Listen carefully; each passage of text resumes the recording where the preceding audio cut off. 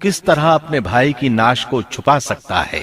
वो कहने लगा, हाय अफसोस, क्या मैं ऐसा करने से भी गया गुजरा हो गया कि इस कव्वे की तरह अपने भाई की लाश को दफना देता। फिर तो बड़ा ही पशेमान और शर्मिंदा हुआ। इमाम अहमद, तिरमिजी और अबू दाऊद ने सैयदना साद बिन अबी वक्कास रजी अल्लाह अन्हो से रिवायत की है कि उन्होंने सैयदना उस्मान रजी अल्लाह अन्हो की शहादत के फितने के वक्त फरमाया, मैं गवाही देता हूं कि रसूल अकरम सल्लल्लाहु अलैहि वसल्लम ने फरमाया था, एक बहुत बड़ा फितना रूनुमा होगा, उसमें बैठने वाला खड़े होने वाले से बेहतर होगा और खड़ा होने वाला चलने वाले से बेहतर होगा और चलने वाला दौड़ने वाले से बेहतर होगा। किसी ने कहा, अगर कोई मेरे घर में दाखिल होकर मेरी तरफ हाथ बढ़ाए ताकि वो मुझे कत्ल कर दे, तो आप सल्लल्लाहु अलैहि वसल्लम ने फरमाया, तू आदम अलैहिस्सलाम के बेटे की तरह कत्ल हो जा। यानी इस फितने में कत्ल हो जाना, हाबील की सुन्नत पर अमल करते हुए खुद हाथ न उठाना, कातिल कहलाने की बजाय मकतूल होने को पसंद करना। इसी तरह मुस्नद अहमद की एक रिवायत में है, रसूलुल्लाह सल्लल्लाहु अलैहि वसल्लम ने फरमाया, दुनिया में जब भी कोई जुल्म से कत्ल होता है तो उसका गुनाह आदम अलैहिस्सलाम के पहले बेटे काबिल की गर्दन पर जरूर होता है, इसलिए कि वो पहला शख्स है जिसने जालिमाना कत्ल की इब्तिदा की और ये नापाक तरीका जारी किया।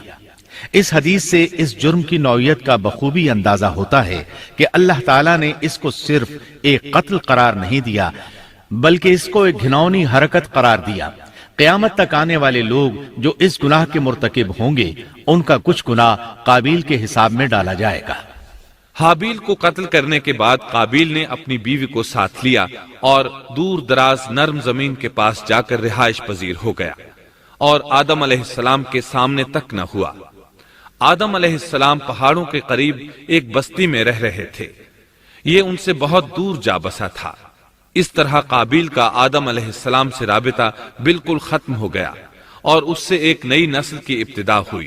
फहाशी और उरियानी को उनके यहाँ उरूज हासिल था। इबादत ये लोग अगरचे अल्लाह ही की करते थे, लेकिन आदम अलैहिस्सलाम की शरीयत के खिलाफ बेहयाई के दिलदादा थे। तकवा की किल्लत, अहकाम इलाही की नाफरमानी और फहाशी का फरोग उनके शब रोज का मामूल था। इसके बाद लोग दो गिरोहों में तकसीम हो गए।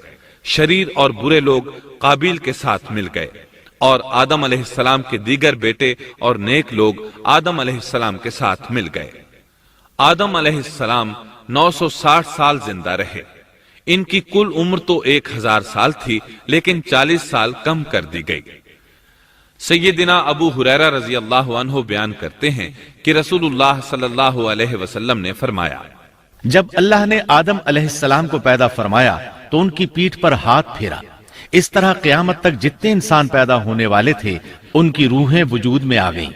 फिर हर इंसान की आंखों के दरमियान एक नूर रखकर आदम अलैहिस्सलाम के सामने पेश किया। उन्होंने पूछा, या अल्लाह, ये कौन है? अल्लाह ने फरमाया, ये तेरी औलाद है। इनमें से एक की पेशानी की चमक आदम अलैहिस्सलाम को बहुत अच्छी लगी। उन्होंने पूछा, या अल्लाह, ये कौन है? जवाब मिला, ये तेरी औलाद में से बहुत दूर जाकर हैं। इनका नाम दाऊद है। पूछा, इनकी उम्र कितनी है? फरमाया, 60 साल। आदम अलैहिस्सलाम कहने लगे, या अल्लाह, 40 साल मेरी उम्र में से इनकी उम्र में शामिल कर दे। इस सिलसिले में दूसरी रिवायत यूं आई है, जब आदम अलैहिस्सलाम की रूह कब्ज करने के लिए फरिश्ता आया तो वो कहने लगे, मेरी उम्र में तो अभी 40 साल बाकी हैं। उस वक्त उनकी उम्र 960 साल थी। अंबिया अपनी उम्र से वाकिफ होते हैं। फरिश्ते ने कहा, क्या आपको याद नहीं, आपने अपनी उम्र के 40 साल अपनी औलाद दाऊद को हिबा कर दिए थे। रसूलुल्लाह सल्लल्लाहु अलैहि वसल्लम ने फरमाया, चूंकि आदम अलैहिस्सलाम ने इनकार किया तो उनकी औलाद भी इनकार की आदी है। आदम अलैहिस्सलाम खुद भूल गए, उनकी औलाद भी भूलती है। आदम अलैहिस्सलाम ने खता की, उनकी औलाद भी खता करती है। हाबील के कत्ल के बाद अल्लाह ताला ने आदम और हव्वा अलैहिस्सलाम को इसका नेमुल बदल अता किया। इसका नाम उन्होंने शीस रखा। शीस का मतलब है अल्लाह का दिया हुआ तोहफा। حابیل کے قتل پر آدم اور حوا علیہم السلام دونوں بہت غمگین ہوئے، اس لیے اللہ نے بدلے میں انہیں شیس علیہ السلام عطا فرمائے۔ سیدنا ابو ذر غفاری رضی اللہ عنہ سے مروی ایک صحیح حدیث میں ہے کہ رسول اللہ صلی اللہ علیہ وسلم نے فرمایا، اللہ تعالیٰ نے 104 صحیفے نازل فرمائے، ان میں سے 50 صحیفے شیس علیہ السلام پر نازل ہوئے۔ ان صحیفوں میں ایسے قوانین، اصول اور ضابطے تھے جن سے انسانیت کی زندگی منظم ہوتی ہے۔ شیس علیہ السلام نے آدم علیہ السلام سے علم حاصل کیا، لیکن آدم علیہ السلام کا تمام علم وہ حاصل نہ کر سکے، اس لیے کہ آدم علیہ السلام نے بالمشافہہ اللہ تعالیٰ سے علم حاصل کیا تھا، اور بہت سی اشیاء کا علم اللہ تعالیٰ نے انہیں سکھا دیا تھا، اس لیے وہ تمام علماء سے بڑھ کر عالم تھے۔ شیس علیہ السلام نے آدم علیہ السلام سے علوم سیکھ کر لوگوں کو سکھائے، لوگوں نے ان سے مختلف علوم، فنون اور پیشے سیکھے، انہیں شہروں میں رہنے سہنے کے بارے میں تعلیم دی، دن رات کے حسابات سے انہیں آگاہ کیا اور انہیں بتایا کہ کن اوقات میں وہ اللہ کی عبادت کریں اور عبادت کے طریقے انہیں سکھائے۔ احادیث میں اس کی وضاحت ملتی ہے۔ امام احمد رحمت اللہ علیہ بیان کرتے ہیں کہ ابو زمعہ سعدی کہتے ہیں کہ انہوں نے مدینے میں ایک شیخ کو لوگوں سے کلام کرتے دیکھا تو ان کے متعلق پوچھا، یہ کون شخص ہے؟ لوگوں نے بتایا کہ یہ ابی بن کعب رضی اللہ عنہ ہیں، بڑے صحابہ میں ان کا شمار ہوتا ہے، تمام مسلمانوں سے بڑھ کر قرآن اور اس کی تفسیر کے عالم ہیں۔ ابو زمعہ فرماتے ہیں کہ ابی بن کعب رضی اللہ عنہ اس وقت یہ واقعہ بیان کر رہے تھے کہ جب آدم علیہ السلام کی وفات کا وقت قریب آیا تو انہوں نے اپنے بیٹوں سے فرمایا، میرا جنت کے پھل کھانے کو جی چاہتا ہے۔ جنت کے پھل دنیاوی پھلوں جیسے ہی ہوتے ہیں، سیب، انار، انگور، یہ سب جنت میں موجود تھے۔ جنت کے اور دنیا کے پھلوں میں فرق یہ ہے کہ دنیاوی پھل بدبودار ہو جاتے ہیں، جبکہ جنتی پھل کبھی بدبودار نہیں ہوتے۔ اسی طرح دنیاوی پھلوں کا ذائقہ عارضی ہوتا ہے، جبکہ جنتی پھلوں کا ذائقہ ہمیشہ برقرار رہتا ہے۔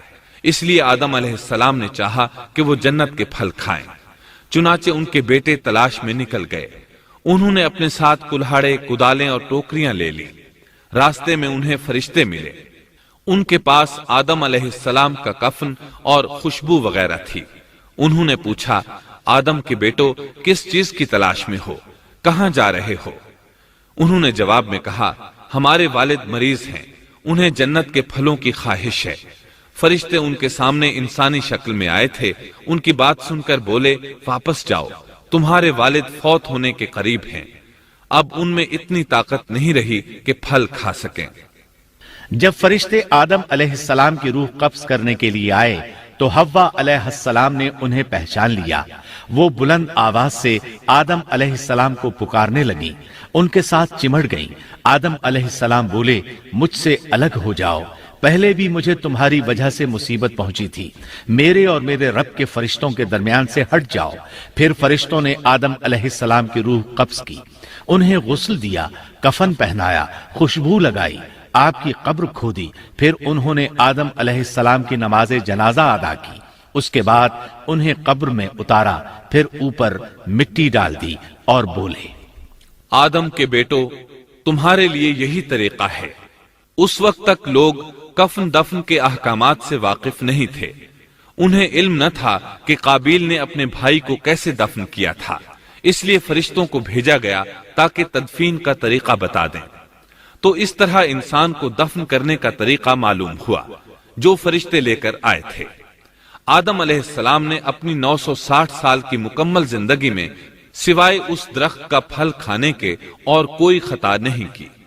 یہ تھا ہمارے باپ سیدنا آدم علیہ السلام کا اسوہ اور سیرت طیبہ کا حال۔ آپ کی وفات کے 1 سال بعد حوا علیہ السلام بھی وفات پا گئیں۔ آدم علیہ السلام کی وفات کے بعد ان کے بیٹے شیس علیہ السلام نے ان کی ذمہ داریاں سنبھال لی۔ اب تبلیغ کا کام انہیں کرنا تھا۔ ادھر قابیل جو نرم زمین میں جا آباد ہوا تھا، اس کی اولاد نے فتنہ و فساد اور سرکشی کی زندگی اختیار کی، انہوں نے قتل و غارت گری کا بازار گرم کر دیا۔ یہ لوگ آدم علیہ السلام کی قوم کے پاس سے گزرتے تو وہاں بھی فساد مچاتے۔